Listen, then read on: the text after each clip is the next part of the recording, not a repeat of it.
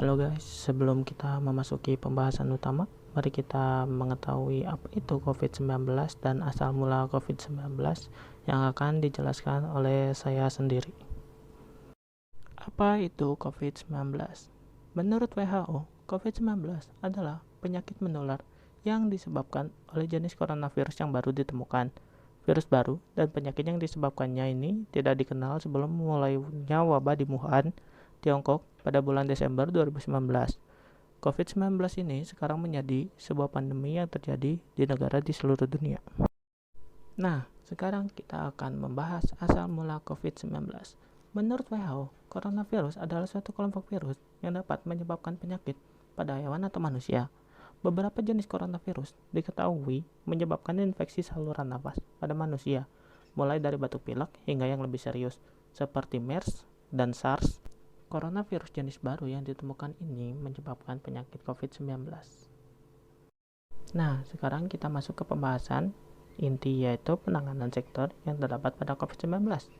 Yaitu ada 5 sektor yang kami bahas di sini, yaitu sektor sosial, ekonomi, kesehatan, pendidikan, dan pariwisata. Dan kelompok kami memiliki beberapa ide untuk melakukan penanganan pada sektor-sektor tersebut, yaitu check this out.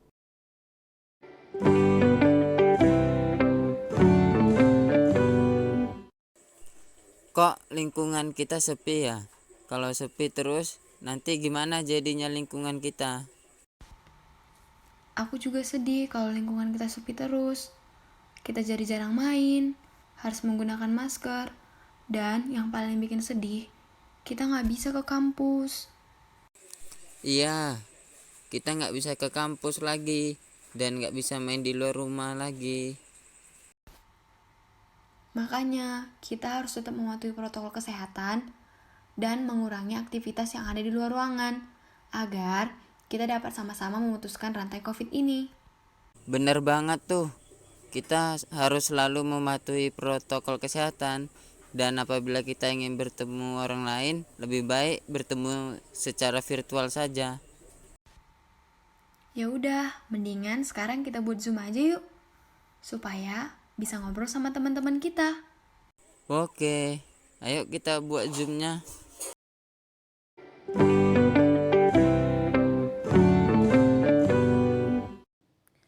Gimana ya caranya agar ekonomi di Indonesia nggak menurun di masa pandemi ini? Menurutku sih banyak yang bisa dilakukan, misalnya jualan online kan. Kan sudah banyak. Selain itu apa? Oh, aku ada ide. Wah, gimana tuh? Ceritain. Gimana kalau adanya kerjasama satu desa untuk membangun sebuah usaha desa yang tentunya dibayari oleh pemerintah, dibuat dan dikelola oleh desa itu tersebut juga sebagai sarana untuk menutupi kerugian masyarakat di sebuah desa. Nah, kamu ngerti nggak sih? Seperti UMKM gitu.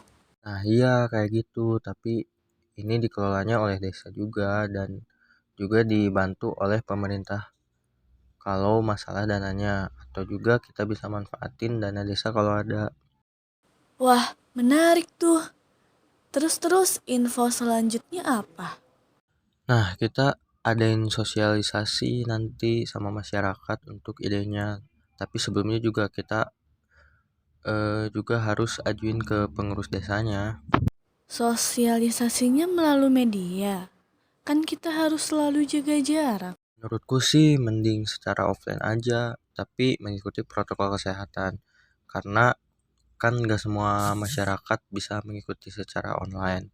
Bagus tuh, segera direalisasikan aja idenya. Oke, akan kami realisasikan.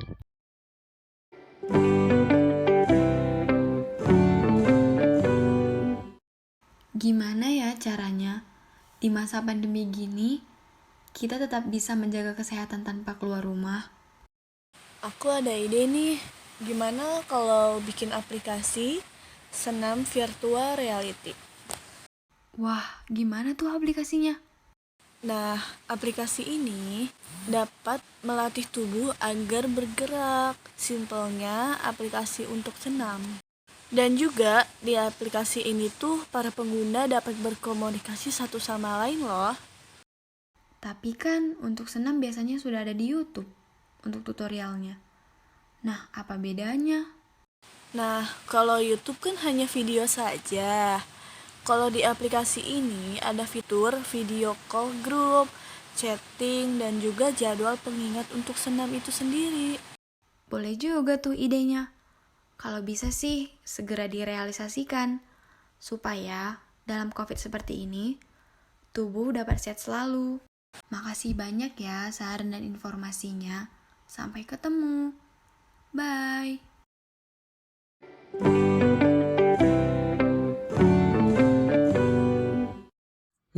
Lagi pandemi gini, gimana ya sekolah biar seru dan asik? Sekolah pakai Zoom, Google Meet, Google Classroom, dan lain-lain, bosan pakai itu-itu aja belajarnya. Gimana ya caranya biar bisa sekolah tapi nggak ngebosenin alias gitu-gitu aja? Saya ada ide. Gimana kalau bikin aplikasi virtual school? Konsep aplikasinya itu dapat menampung sejumlah kelas di dalam program tersebut. Terdapat kelas, siswa, guru, meja, kursi, persis seperti sekolah offline. Beberapa fitur seperti fitur chat atau voice chat supaya siswa tetap bisa bersosialisasi dan berkomunikasi dengan teman mereka. Bagus juga idenya, kalau bisa segera saja direalisasikan supaya sekolah semester depan nggak ngebosenin lagi. Makasih sarannya bro. Kalau gitu saya cabut dulu ya. Dadah.